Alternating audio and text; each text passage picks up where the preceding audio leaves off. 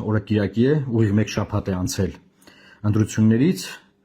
այսօր մեր խոսելու օրն է նաև Կիրակի, եւ ուզում եմ ձեզ ասել, որ այսօր ժամ 6-ին Կենտրոնական ընտրական հանձնաժողովը ամփոփելու է եւ վերջնական արդյունքները հրապարակելու է։ Ինչ է մեզ սպասվում, եկեք քննարկենք։ Ուրեմն նախ ուզում եմ անդրադառնալ ազատ, արդար, թափանցիկ ընտրությունների չափանիշներին։ Արդյոք նախընտրական շրջանը ազատ էր։ Ես կարծում եմ, որ ազատ չէր։ Ինչու՞, որովհետև վարչական ռեսուրսը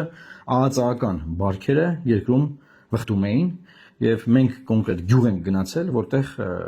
ԱԱԾ-ն մեզ հետևում էր։ Մենք գյուղերում ենք եղել, որտեղ ԱԱԾ-ն զանգում էր գյուղապետերին, ասում էր, ինչ եք թույլ տվել, որ այս մարդիկ գան ստեղ, այս ինֆորմացիան էլ կար։ Եվ չէ անհասկանալի, այսինքն ով կարա մեզ ասի մենք ուր ենք գնում, դրա մասին այդ ժամանակ մենք մեր բրիֆինգներից մեկում ասեցինք, բայց ազատ էր թե չէ, ես կարծում եմ ազատ չէր։ Եթե մարդը կամերայից փախնում է, ուրեմն ազատ չի։ Եթե մարդուն լայքի համար ազատում են աշխատանքից, ուրեմն ազատ չէ։ Այսինքն ազատ, ասել ազատ ընտրություններ էին նախընտրական շրջանում այդպես չի։ Փողի ադմինիստրատիվ ռեսուրսի այդ այլանդակությունների ֆոնին, ասենք ոնց կարա լինի այս իրավիճակում ազատ։ Գանք արդարին։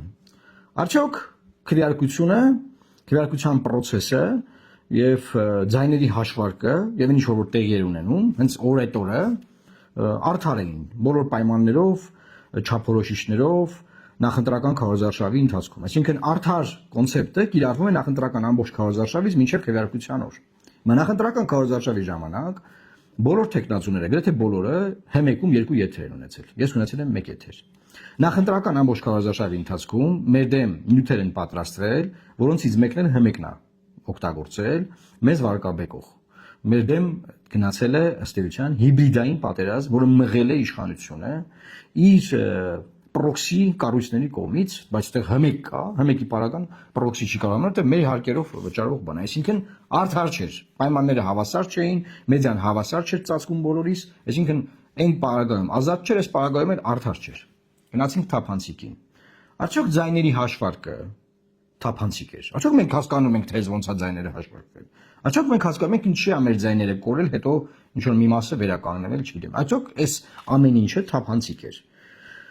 Բացարձակ թափանցիկ չէր, մինչև այսօր թափանցիկ չի եւ անհասկանալի է այս որոշումները ոնց են կայացվում։ Այսինքն թափանցիկություն չկա հասկանալու համար,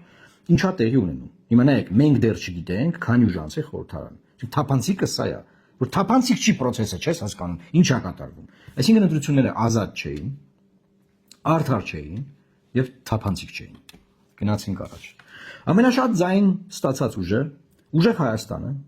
առաջարկ է արել։ Սամվել Կարապետյանը, եկեք քննարկենք Սամվել Կարապետյանի առաջարկությունը։ Առաջարկում է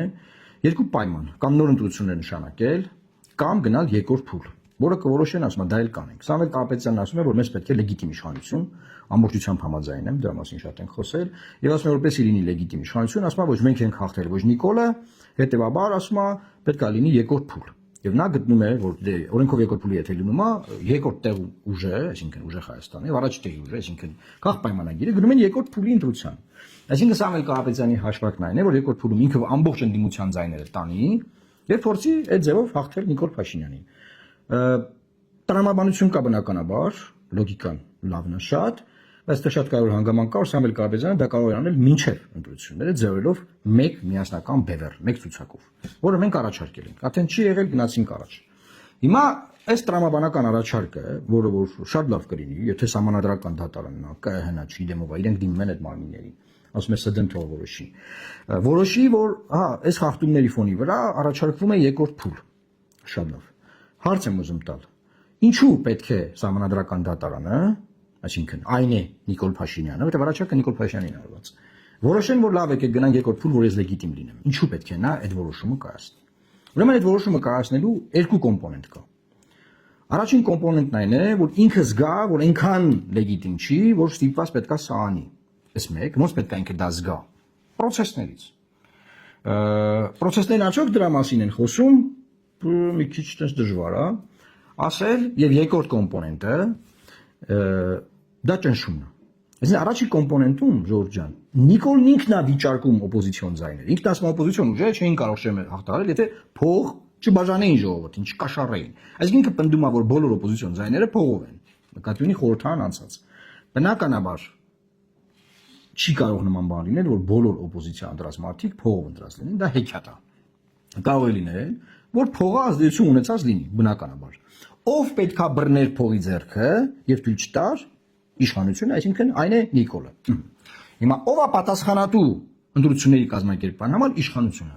Ով պետք է նենցանի, որ փողով խորհրդարան չձևավորվի, իշխանությունն է, այսինքն Նիկոլը։ Եթե ինքը պնդում է, որ փողով է ձևավորվել, ինքը չի արել այդ իր գործառույթը։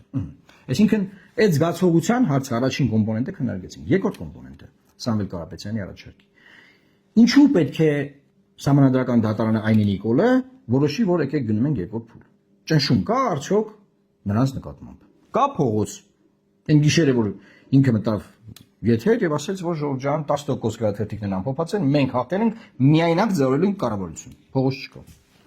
Որևէ բան չկա։ Մի շաբաթ անցել է, ոչ մի գրամ ճնշում իշխանության նկատմամբ չկա կիրառված։ Հետևաբար Սամվել Կարապետյանի առաջարկը կարող է կյանքի կոչվել, եթե ճնշում գործադրվի իշխանության վրա։ Իշխանության վրա ճնշում կարող է գործադրվել, ելի եմ ասում, երկու կոմպոնենտով։ Ցույց տալ, որ դու լեգիտիմ չես,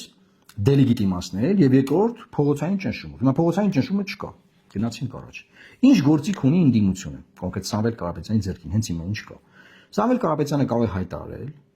որ իրենք ամենախոշոր ուժն են սպայն, որ մենք պահանջում ենք երկրորդ փուլ։ Եվ եթե երկրորդ փուլը չեղավ, կամ նոր ընտրություններ ոնց որ ինքն ասում է, մենք մանդատները չենք վերցնելու, Քոչարյանն անկել ասում է, եթե իրանք չվերցնեն, մենք էլ չենք վերցնի, այսինքն խորհրդարանի ընդդիմությունը կվիճարկի լեգիտիմությունը ձևավորված պարլամենտի։ Եվ դրա կլինի ճնշում Փաշինյանի վրա, որ ինքը գնա երկրորդ փուլի։ Այսինքն, նայեք, փողոցը չկա, այն չկա, այն չկա, բայց կա մի հատ գործիք իրանց ձեռքում։ Ճնշել իշխանությանը լեգիտիմությունը վիճարկելով։ Եվ ասել, որ եթե մենք չենք գալի խորհրդարան, քո լեգիտիմությունը դրվում է կասկածի տակ։ Այ դու Նիկոլ, որպեսզի քո լեգիտիմությունը չդնես կասկածի տակ, գնա երկրորդ փուլ։ Կարող ես երկրորդ փուլում մեզ կրի։ Էս էր Սամվել Կարապետյանի ասածը, բայց գործիքը ճնշման, թե ինչպես պետք է ճնշել, որ գնա երկրորդ փուլի, դա բնականաբար չի երևում չկա։ Հիմա ես առաջարկում եմ, որ ընդդիմությունը կարող է դա անել, այսինքն Սամվել Կարապետյանը կարող է այս նախապայմանը դնել եւ այդ նախապայմանով Նիկոլ Փաշինյանին պարտադրել երկրորդ փուլ։ Եթե չէ, ոչ մի ձևի Նիկոլ Փաշինյանը իր վրա ճնշում չի զգալու, որ ինքը գնա երկրորդ փուլի կամ նոր վերակերակրության։ Ոչ մի ձևի։ Եվ այս պարագայում գտիմ են ՍԴ, գտիմ են ստեղ, ընդեղ եւ ճնշումը այդ մակարդակի չի լինի։ Եվ այդ որոշումները կհրապարակվեն, հետո կասեն, եթե պիտի դիմեիք ՍԴ-ն ասել ամեն ինչ նորմալ է, գնացեք պարլամենտ, դուք չգնայիք։ Խոսքի խեք դիմես ՍԴ, հարց 1, երկրորդ, եթե պիտի դիմեիք ՍԴ, վիճարկեիք ընտրություններ, ասեիք կեղծված, ու դրանից հետո գնայիք պարլամենտ։ Էլի, խիեիք դիմես ՍԴ։ Դե երկրորդ հարցն է բացվում։ Դրա համար սիրելի հայրենակիցներ, ես շատ եմ մտածել, բնականաբար շատ խորը լոգիկա կա Սամվել Կարապետյանի ասացի մեջ, ասում ախպեր ջան, ես չեմ հաղթել, դու չես հաղթել, ես էլ եմ ուզում լեգիտիմ իշխանություն, դու ես ուզում լեգիտիմ իշխանություն։ Երկրորդ փուլ արա, ով կհաղթի, թող նայել ձևավորի լեգիտիմ կառավարություն։ Շատ լավ,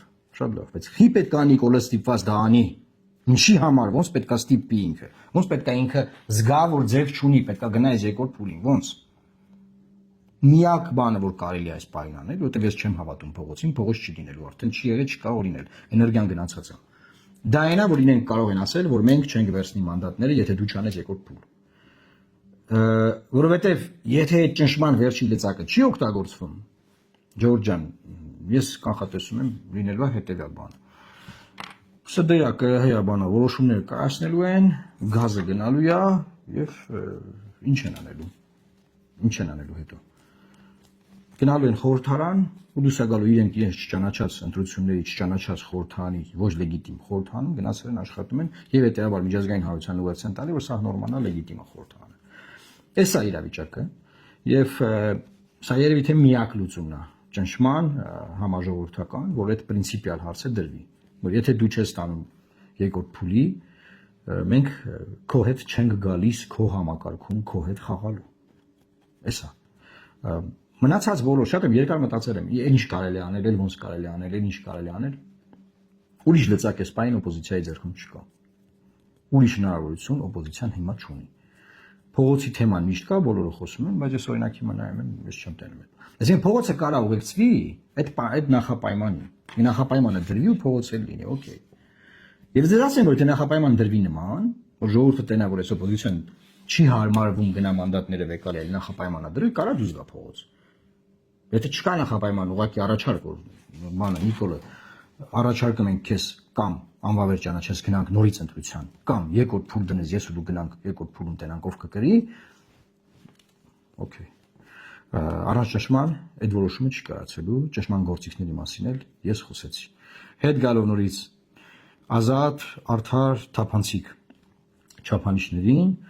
այս երեք չափանիշներն էլ վերջին 9 տարում առաջին անգամ դրվել են հարվածի տակ։ Շատ անկեղծ պետք է լինենք ասել, որ 18 թվականին, 21 թվականին չեն եղել նման բաներ։ 21 թվականին էլ ա եղել պոլարիզացիան, բևեռաստվածությունը, բայց չի եղել այսպես բան, որ ասենք տարբեր ուժերից, տարբեր ձայներ, ասենք գտնենք ուրիշների վրա դրած, բայց չի եղել այսպես բան։ Կարան ասեն բան, միմյանց չեն ասեն բարդակ էր բան, հոգնել ինչ, այ քեզ բան։ Միակ մարմինը, որ պետքա չհոգնի այդ օրը աշխատի, մի օրն աշխատում։